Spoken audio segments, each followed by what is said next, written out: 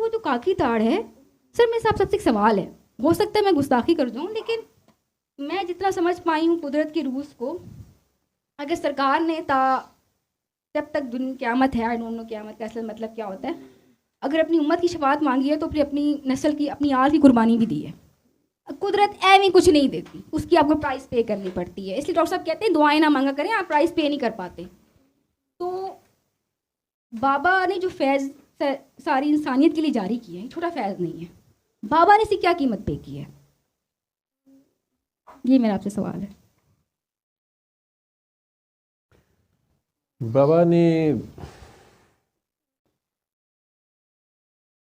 मुफ्त में कुछ नहीं मिलता, अपना सब कुछ जो है ना वो उसकी राह में कुर्बान किया, और उस राह में उन्हें जो भी मिला, चाहे वो तारीफ़ मिली, तौसीफ़ मिली, पैसा मिला या तोहफे मिले या वाह वाह मिली, वो तो सारे ही हंस के कबूल करते हैं। फॉलोअर्स मिले या मुरीदैन मिले, आशिकीन मिले, वॉटेवर जो है।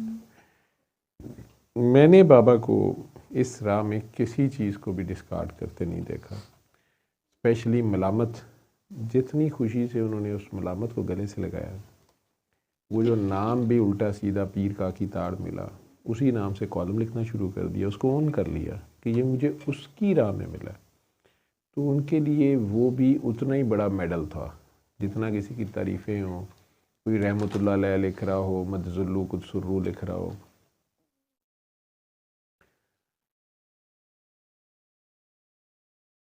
ये बात आपने मुझे पता नहीं था आप क्या बात करती जाएंगी, करी गई आप अपने फ़्लो में, मैं सुनता रहा। ये बात असल में शुरू हुई थी कि आप उर्स पे क्यों नहीं जाते हैं, अगर ये उर्स है तो फिर आप क्यों नहीं जाते। मैं आप लोगों को बड़ी लंबी यादों की ट्रेन में पता नहीं कहाँ से कहाँ ले गया। उसमें मैं बता रहा था कि वो लास्ट आखिरी माह जो था, एक सेमिनार हुआ था, सुनामी आया था आई थिंक, तो उससे पहले जस्ट सेमिनार हुआ था लाहौर में। वो लास्ट सेमिनार है, बाबा जी की वो वीडियो भी है स्टेज पे। उस क्लिप में शायद थोड़ी सी देर को मैं बीच में शायद कोई चीज़ ठीक करने, उनका माइक ठीक करने आता हूँ या कोई चीज़, और शाकिर भाई पहले अनाउंस करते हैं। वो क्लिप है अलहमरा का, वो छोटा हॉल जो है उसका वो क्लिप है। तो उसके बाद उन्होंने आलिया बाजी के घर, हम मॉल टाउन बैठे हुए, तो उन्होंने कहा कि शाहिद भाई थे, शाहिदा थी हम, उन्होंने कहा कि अभी अगला सेमिनार अरेंज करो डिफेंस में, और जावेद तुम और शाहिद कोऑर्डिनेट करो आपस में। और उन्होंने एक डेट बोली, वो आपकी बात जो कहा जाए वो कर लें। तो फॉर एग्ज़ाम्पल उन्होंने कहा कि 7 फरवरी को रख लो, ये कुछ 26-23 दिसंबर को बात हो रही है, या 17 जनवरी रख लो। तो शाहिद भाई ने मेरे कान में कहा कि यार उस दिन मेरी कज़न की शादी है या कज़न की बेटी की शादी है, तो उससे अगला हफ्ता रख लेते हैं। मैं ऐसे ही था, मैंने ऐसे ही कह दिया। मैं कहा बाबा जी वो शाहिद भाई कह रहे हैं कि वो किसी की शादी है करीबी अजीज़ की, तो अगर उससे अगला हफ्ता रख लें। बाबा ने ऐसे करके देखा मुझे, उन्हें देखा, तो शाहिद भाई कहते हैं बाबा जी अगर वो फ़लाँ डेट रख लें, कोई डेट बोली, उन्होंने उससे अगला वीक बोला, क्योंकि उससे अगले भी वीकेंड पे कोई उनका मसला था, कमिटमेंट। बाबा जी हंस के कहते हैं आप बेटा बाबा जब मर्ज़ी रख लो। और उस डेट से बाबा जी की खांसी उससे अगले दिन से शुरू हुई। वो लीला गए हम, मैं और शाहिद भाई और सलमान इमाम साहब, और बाबा जी वापसी में पूछते रहे कि बीमारी मौत का सबब है या मौत बीमारी का सबब है, और हम आशिक हैं या माशूक। लाहौर पहुंच गए, बाबा जी को बहुत ज़िद की मैंने, एक्सरे कराते हैं, ईसीजी कराते हैं, इको कराएं, बाबा जी काबू ना आए। और फिर उसके मज़ीद 10 दिन बाद जब मैं मुल्तान जा रहा था तो पीछे ये वाक़या हुआ। डॉक्टर आरफीन ने मुझे बताया कि जी ईसीजी में इनके ऐसे ऐसे चेंजेस कुछ हैं, लेकिन एक्सरेज में मुझे लग रहा है कि इनको फ्लूइड भी है और नमोनिया भी है, दोनों ही चीज़ें हैं। तो उन्होंने बाबा जी ज़रा चूँकि जो उन्होंने करवाया वो चुप करके उनसे तो करवाते रहे, ईसीजी भी हो गई, एक्सरे भी हो गया। तो उन्होंने कहा कि सर इनकी ना हार्ट रेट काफ़ी फ्लक्चुएट कर रहा है, तो मैं इन्हें आईसीयू लेके जा रहा हूँ। तो मेरे एक दूसरे शागिर्द थे, ये दोनों मेरे साथ शागिर्द मैं इन्हें कहता हूँ, ये दोनों उस्ताद हैं। नूरुल आरफीन भी मेरे वो भी प्रोफेसर हैं माशाल्लाह, डॉक्टर्स हॉस्पिटल में चेस्ट के स्पेशलिस्ट हैं। दूसरा तो खैर प्रोफेसर इसरारुल अख्तूर है, मेदे जिगर का बहुत बड़ा नाम है। तो मेयो हॉस्पिटल में आजकल हैं वो प्रोफेसर। तो इसरारुल अख्तूर भी, ये दोनों मेरे साथ में इनका रजिस्ट्रार था, लेकिन ये मुझे सर कहते थे। तो इसरार का तो अभी भी है कि अगर मैं कहीं उसके ऑफिस चले जाऊँ, यूजुअली मैं अवॉइड करता हूँ, वो इतना शर्मिंदा कर देता है, मैं अवॉइड करता हूँ। उसके स्टूडेंट्स बैठे हैं, उसके कोलीग्स बैठे हैं, कोई भी बैठा है, तो वो इसरार खड़ा रहता है। उसकी एक ही ज़िद होती है कि इस कुर्सी पे आप बैठेंगे, जो भी उसकी चेयर होती है, और अगर आप नहीं बैठेंगे तो मैं खड़ा रहूँगा। मुझे फिर बैठना पड़ता है। बाकी राजपूत है, कह के उसके ऊंचे ऊंचे होते हैं, बदतमीज़ आदमी है, तो वो मतलब अगर जनरल अस्पताल है तो वो नान छोले ही मंगवा के उसने खिलाने ही खिलाने हैं, मेरा चाहे पेट ख़राब हो जाए। मेयो अस्पताल है तो ग्वाल मंडी से कुछ मंगवा के उसने खिलाना है। और वो, और एक मेरा दोस्त है लंगोटिया, इधर साथ ही रहता है लेकिन मिलने दी वेल नहीं, वो नवीद बाऊ, वो इत्फाक में उस वक्त कोलीग होता था, तो इन सब को मेरे ख़िलाफ़ करता था कि तुम क्यों इससे डरते हो, ये पागल है। वो मेरा रूममेट भी था, लंगोटिया यार था, नवीद बाऊ से हम कहते हैं। दोनों मियाँ बीवी उसी इत्फाक में हमारी टीम में थे। फिर वो सऊदीया खैर चले गए, लेकिन जाने से पहले इन सबको ख़राब कर गए। तो दोपहर की जो टीम थी, हेड ऑफ द डिपार्टमेंट मौजूद बेग मिर्ज़ा साहब कहते थे कि जुवैद साहब ने दोपहर में बदमाश रखे ने तो गैंग है, तो गैंग काम कर देता था हॉस्पिटल को या मौजूद बेग मिर्ज़ा साहब को, काम में कोई शिकायत नहीं होती थी। लेकिन ये लोग दफ्तर में बैठे खापे ही खा रहे होते थे, और अगर इन्हें पता चल गया कि मियाँ शरीफ साहब ने देगें दिलवाई हैं, कोई ख़त्म की, ठीक है, और इन्हें वो भी पता होता कि अस्पताल का कौन सा वर्कर है जो अंदर से जाके पहले गरम गरम ले आएगा ये वो मंगवा लेते थे। नहीं तो इन्होंने पता नहीं किस स्पीड पे ये पेशेंट देखते थे, और मैं इनका सीनियर होता, मैं आके एक बीच में दरवाज़ा खोल के डांट के मैंने कहा तुम लोग पेशेंट देखो जाके। मैंने कहा हम देख आए हैं, ठीक है। तो मैं कह रही थी क्या किस टाइम ये पेशेंट देख आए, और ख़ुद मैं फिरता ही रहता था, लेकिन इज़्ज़त भी करते थे। पता नहीं मेरे से क्या सीखा नहीं सीखा। तो उस्ताद कहते हैं, आरफीन तो बाबा जी के सख्त खिलाफ था, अभी भी है। वो कहता है कि ये कोई सिस्टम नहीं है, वो कट्टर भाभी टाइप है। दादा साहब मुझे वो ही लेके गया था तो बाद में बाबा जी से मिला भी। बाबा जी के एक दो एक्शन, वो काकी को वो एयरपोर्ट से काकी आ रही है तो गाड़ी है, मैंने कहा ना बाबा जी इस वक्त तो कोई गाड़ी नहीं हो, कोई पकड़ ले। मैंने आरफीन को पूछा, हॉस्पिटल इकट्ठे ही थे, यार एयरपोर्ट जाना है। तो आरफीन की बहुत ही, अब तो माशाल्लाह उसकी गाड़ियाँ हैं, उसके पास घर है।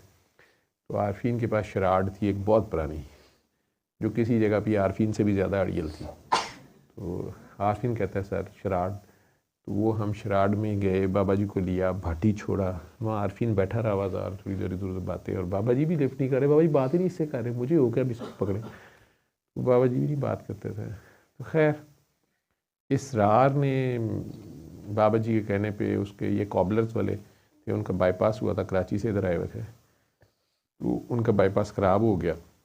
प्राइवेट रूम कोई होटल में लेके ठहरे हुए थे, उनकी हालत ख़राब होती थी, बेगम उनकी पैनिक कर जाती थी। तो इसरार को किसी ने उनका कह दिया इसरार आपको डेली देखेगा। तो इसरार के चार्जेस उस ज़माने में 1000 पर डे के होंगे। ये गुजरांवाला जाता था प्रैक्टिस करने, वापस आता था, उसे देख के 3 बजे रात के फिर घर जाता था। लेकिन ज़ाहिरी बात है कुछ 40-42 दिन का, शायद 40-45 हज़ार बन गया होगा या ज़्यादा।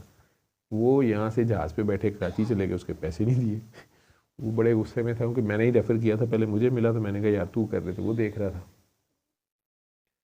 वो मेरे साथ नाराज़ था। तो बाबा जी कहीं कराची पहुँचे उनके घर किसी और रेफरेंस से, तो आके तो बाबा जी के पता नहीं क्या चक्कर होते थे, मुझे फ़ोन कर दिया, उधर इसरार मुझे कह रहा। तो मुझे कहते हैं ये कॉबलर मॉबलर वाली कहती है, तुमने इसको कार्ड दिया था सूरह रहमान में। मैं कहा बाबा जी ये तो मेरा एक काका है वो डॉक्टर इसरार, तो बाबा जी इत्तेफाक में मिले हुए थे। तो मैं कहा जी ये तो उसके पैसे लेके भाग गए हैं या पता नहीं उसके दिए नहीं है। कहते मेरी काके से बात कराओ। इसरार ने फ़ोन पे शायद बात की तो उसे कहते मेरी खातिर छोड़ दो या अल्लाह की खातिर पता नहीं छोड़ दो। उसने कहा जी उस ज़माने में बहुत ज़्यादा पैसे होते थे। खैर उसने कहा कि बाबा जी आपने कह दिया तो ठीक, लेकिन वैसे ना वो बाबा जी से उसकी कोई अकीदत थी ना वो सूरह रहमान का बता, बल्कि उसने अगर कोई मसला कभी सूरह रहमान का बताया, अगर मैंने कहा सुन ले या जिसको उसने कहा वो काम पुट्ठा ही हुआ, तो वो हंसता रहता था कि कामी को पीर साहब कहता था, कामी से बहुत फ्रैंक है, तो शेयरों में पैसे लगाता था तो कामी से मशवरा लेके लगाता था। तो आखिर में कहता है कि पता नहीं गड्डी बिकनी रहेगी, दसो कितने सुटनी है। वो जो लतीफ़ा है ना कि किसी बंदे ने वो कोई उसका कारोबार नहीं चल रहा था या कोई मुश्किल वक्त आ गया तो वो इमाम मस्जिद साहब के पास चला गया, तो उन्हें कहने लगा कि जी कोई दम दरूद दसो, मेरा कारोबार नहीं चल रहा या पता नहीं क्या नहीं हो रहा। तो उन्होंने कहा कि तुम रोज़ाना 10 नफल पढ़ा करो। उसने पहले दिन पढ़े तो कुछ जो 4 पैसे थे वो भी गए, चोर आ गए। अगले दिन 10 पढ़े तो पता नहीं बेगम बीमार होकर मर गई।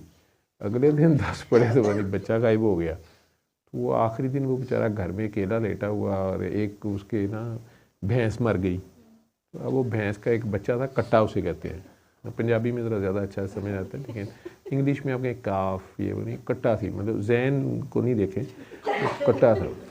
ये तुम लोग बदतमीजी करते हो बीच में हंसना शुरू हो जाते हो। तो मतलब मैं पंजाबी में अगर बात करता हूँ पीछे मुड़ के उसको क्यों देखते हो, दूसरे कट्टे से क्या ताल्लुक, तो इस तरह ना किया करो। तो खैर वो एक कट्टा रह गया, वो बेचारा भी अब घर में अकेला, भैंस भी मर गई उसकी माँ। वो बेचारा बोली जाए थोड़ी देर बाद तो जो भी आवाज़ निकालता, उसको नींद नहीं आ रही थी आदमी को। तो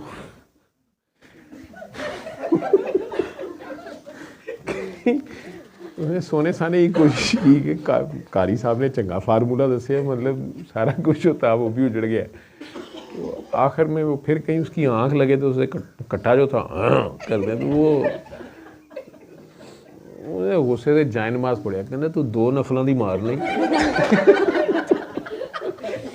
तो इसरार ने वो वक्त देखा हुआ है। तो कामी साहब को कहते हैं कि सारा गड्डी च भी कोई शेर आएगा कि नहीं, उसका आखिर में ये हाल था।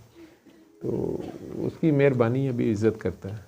तो ये दोनों थे ड्यूटी पे। मैंने इसरार को फ़ोन शायद किया तो इसरार ने कहा कि सर मैं ही आईसीयू में शायद मैं देखता हूँ। फिर उसने मुझे बताया कि बाबा जी को तो हार्ट अटैक है ईसीजी में और हार्ट ब्लॉक भी है, शायद पेसमेकर ना डालना पड़ जाए, लेकिन हार्ट फेलियर भी है, तो मैं आईसीयू में ले आया हूँ, मैं करता हूँ। मैं वहाँ खड़ा ये सारा फ़ोन सुन रहा हूँ घर में, और वो डॉक्टर शफीक साहब और उनकी बेगम, वो भी मेरी भतीजी लगती है डॉक्टर फौजिया, वो दोनों बार बार कह रहे हैं कि पानी तो लो, ये पियो वो पियो। अतिया परेशान होकर मुझे कह रही है कि बाबा जी के ड्रामे हैं। अब हमें मिले हुए 2-2.5 साल हो गए थे, उन्हें पता है मैं आपको ले आई हूँ साथ, देखा ना आप, मतलब ये उसे कुछ नहीं है बाबा जी को, ऐसे ही लगे। वो कहती मैं फेज़ ऑफ डिनाइल, तो बाबा जी को कैसे कुछ हो सकता है। तो मैंने इन्हें कहा कि नहीं मैंने अभी जाना है ना। तो उतनी देर में मेरी वापस इमरान वगैरह से बात हुई तो उन्होंने कहा कि अम्मी भी इधर आ गई हैं। तो मैं वहीं खड़ा था, तो बाबा जी कहते हैं उन्हें, मैंने कहा मेरी बाबा जी से बात कराएं। मैंने बाबा जी से बात की, बाबा जी की आवाज़ बिल्कुल ठीक ठाक, और हेलो पहुंच गए हो खैरियत से। मैं कहा जी बाबा जी मैं पहुंच गया हूँ। कहते हैं चलो ठीक है, मस्त मस्त करो, सब ठीक है, काके ठीक है, काकी ठीक है, फलां ठीक है। मैंने कहा हाँ जी। मैं कहा बाबा जी आपको क्या हुआ है। कहते कुछ भी नहीं हुआ है, अभी बाबे को कैफियत हुई तो ये पागल दोनों उठा के भाग पड़े, इधर आके इजराइल के हवाले कर लिया, मैंने को बुला दिया, इसने यहाँ पे ये सोने सोने काके हैं डॉक्टर तेरे, इन दोनों को परेशान कर दिया है, वो बेचारे मेरे इधर कोई तारे शारे लगा के इन्होंने लटा दिया आईसीयू में। तो मैंने कहा बाबा जी मैं आ जाऊँ। कहते जो दिल कहता है वो करो। मुझे ज़िंदगी भर एक ही जवाब मिला, जो दिल कहता है वो करो। अब मैं फ़ोन इमरान के पास था तो उसने मुझे कह दिया, कहता अम्मी आई हैं। मैंने कहा मेरी अम्मी से बात करो। अम्मी जी ने फ़ोन पकड़ा तो मैंने कहा अम्मी जी मैं मुल्तान जस्ट पहुंचा हूँ, अभी खड़ा हूँ। तो बाबा जी का मुझे आप एग्जैक्ट बताएं क्या बात है। मैं उन्हें पूछ रहा हूँ, वो कहते हैं जो दिल कहता है करो। आप क्या कहती हैं? मुझे कहती हैं कि मैंने कहा वैसे ना शफीक से मैंने बात की, मैं कहा वापस मैं गाड़ी नहीं चला सकता था, तो मैंने शफीक से पूछा इस वक्त वापस जा सके डाइवो मिल सकती है? उन्होंने कहा लास्ट निकलने वाली है, शायद मिल जाए, तो अगर जाना है तो फिर अभी निकलो। तो अम्मी मुझे उधर से कहती है कि जब ये बस मिलती है नहीं मिलती है, टांगा मिलता है, नहीं तो पैदल आ जाओ। अम्मी ने फ़ोन बंद कर दिया। मैंने अभी जाना है। वो शफीक साहब ने गाड़ी भगाई। मुझे अभी तक याद है कि वो लारी अड्डे से, वो टाइवो के टर्मिनल से बस निकल रही थी। डॉक्टर शफीक साहब ने, अब मैं अभी आज उन्हें मिल के आ रहा हूँ, उनको बेटे को मेरी स्टेथ टूट गई थी, तो वो मैं सलमान आया हुआ नहीं आया हुआ, तो वो गिरी उसका डायल, वो डिजिटल स्टेथ का, तो वो मैं रिपेयर होने के लिए भेजनी थी वहीं पर। डॉक्टर साहब ने बस रोकी, वो हान कर रहा है हमें, उसके आगे गाड़ी लगा दी। उतर के मैं ना वो बस के बाइक से छलांगे मार मार के देख रहा हूँ। अच्छा इससे नौशीन अब तू इधर आ जा, ताहिरा तू इधर आ जा या पीछे हो जा, हाँ आप इधर राइट साइड पे आओ मेरे, अब हाँ हाँ आपको कह रहा हूँ उधर से आओ। तो ना मुझे कहते हैं कि मैं वो देख रहा हूँ तो आखिरी सीट मुझे याद है खाली थी। अब उधर से शफीक साहब ने गाड़ी उनके आगे खड़ी की हुई और उनसे आर्ग्यू कर रहे हैं। वो कह रहे हैं कि नहीं, उन दिनों भी बम धमाके होते थे बसेस में भी और सारा, तो वो लोग आर्ग्यू कर रहे थे कि हमारी पता नहीं वोचर कट गया, पुलिस क्लियरेंस हो रही है, अब हम सवारी नहीं बिठा सकते ना, अड्डे से निकल गए। शफीक साहब कह रहे थे कि आप अड्डे से नहीं निकले, अभी अड्डे के अंदर है तो सीट है तो बड़ी ज़रूरी है। उन्होंने कहा जी सीट भी शायद ना हो, इस तरह ड्राइवर अंदर से दरवाज़ा नहीं खोल रहा था। तो वो कहते हैं ये खड़े होके चले जाएगा, आप उसको लेने जाने दें बेटा, अपने को कंट्रोल करो। तो अपना ये बैठ के सीढ़ियों पे बैठ के चले जाएंगे आप, इन्होंने जाना है, हर सूरत पहुंचना है। वो खैर आर्गूमेंट चल रहा था, मैंने सीट देख ली, मैंने शॉट डाल दिया, मैं कहा सीट तो है आखिर में पीछे। वो कट इट शॉर्ट बैरल उन्होंने बिठा लिया मुझे। तो सारी रात वो ट्रैवल करते रहे हम, 6 घंटे में उस वक्त आती थी। मुझे याद है सुबह 6-7 बजे दिन चढ़ रहा था, फरवरी थी, ये जनवरी थी 29। तो मैं लारी अड्डे उतरा, ये उस वक्त कलमा चौक पे होता था, वहाँ से फटाफट रिक्शा पकड़ा, सीधा इत्फाक गया। आगे गया तो बाबा जी खैर से अखबार पढ़ रहे आराम से लेटे, बेड नंबर 8 होता था, एंटर होते ही राइट साइड पे उस पर थे। और बड़े आराम से अखबार देख करके आ गए। मैं क्या जी, कहते पता नहीं देख ये बाबे को आज़ाद कर, इन्होंने बाबे को नथ डाल दी, बाबा जी को ऑक्सीजन लगी थी नेसल के अंदर, बाबे को नथ डाल दी है, ये देख ये तारें शारें बांध दी हैं, पता नहीं बिजली बाबे में दौड़ रही है कि क्या है। इस तरह के तमाशे करी जाए। मैंने खैर फटाफट रिकॉर्ड देखा, उसे हम inferior wall M I with complete heart block बोलते हैं, और एक्सरे में पल्मोडेमा था। मतलब अगर आप बाबा जी ना मुझे बताएं, आप वो एक्सरे विद दैट ईसीजी और जो भी लैब्स थी वो मेरे सामने रखेंगे तो मैं यही कहूँगा कि ये बंदा बस थोड़ी देर के लिए है या शायद बच जाए, कि इन्फीरियर वॉल एम आई के साथ यूजुअली इतना सवियर हार्ट फेलियर नहीं होता और लंग्स ऐसे भरे नहीं होते, और अब हार्ट ब्लॉक भी है सारा। तो मुझे कहते कोई ख़तरे की बात है, परेशानी की बात है? मैं कहा बाबा जी नब्ज़ें ज़रा थोड़ी सी कम है, ईसीजी में देख रहा था, मैंने कभी हार्ट ब्लॉक वगैरह नहीं बताया। तो मुझे कहते कितनी होनी चाहिए? 72 तो है। मैं कहा नहीं बाबा जी 72 तो, मैंने मॉनिटर देखा 72 पे। मैं ईसीजी देखी, मैं सिस्टर का दोबारा ईसीजी एक और करें फ्रेश, तो वो हार्ट ब्लॉक रिवर्स हो गया। मुझे कहते ये मशीन ख़राब होगी। मैं नहीं बाबा जी मशीन ख़राब नहीं है, ये रात की ईसीजी है, तो अल्लाह खैर करे बेहतरी हो गई है, हो जाता है। अच्छा कैसे होता है, ये क्या होता है, पूरा डॉक्टरी मेरे से पड़ी जा रही है। फिर खैर मुझे कहते हैं कॉर्नर वाले बेड अगर छोड़ना नहीं है तो पता नहीं इस बेड को यहाँ से, ये तो दरवाजे के साथ है, तो जो नहीं दरवाजे में पूछने आता है वो मेरा हाल पूछना शुरू कर दिया, बाबे को ज़रा दूर कर दो दरवाजे से। तो सामने 13 नंबर बेड था, 13 नंबर ही खाली था। मुझे कहते वो 13 नंबर नहीं है, उस पर ले जाओ। मैंने कहा जी उधर चले जाए, उधर चले गए। तो वहाँ 5 दिन रहे थे। बाकी कहानी कई बार मैंने सुनाई भी है। तो फिर उन्होंने आखिर में ज़िद की मैंने लिल्ला जाना है, इमरान ने मुझे कहा नहीं जाने दें, तो हम ट्रैवल किया इस रातों रात। फरवरी सेकंड को हम वहाँ गए। सुबह शाकिर भाई लोग इस्लामाबाद से आ गए और बाबा जी ने कहा कि मैं इस्लामाबाद जा रहा हूँ। तो बाबा जी इस्लामाबाद के लिए उनके साथ बैठ के गाड़ी में, मेरे ज़िद करने के बावजूद या समझाने के या तिरले मिलते करने के बावजूद, तो मेरी अब डॉक्टरी जाग रही थी और मुझे पता था कि ये मेरे सामने वॉशरूम चल के चले जाते थे। अब मैं मुझे बताना है कि दोनों साइडों में आपको क्या कोई डिफरेंस फीलिंग में आपके आया, हालत अब पहले बेहतर है या वहाँ बेहतर है? इधर गर्मी बहुत लग रही थी अब आपको, वो ज़िरवा के आने के बाद लगी होगी। वो ज़िरवा क्या, वो ज़िरवा की हालत ऐसी है। हाँ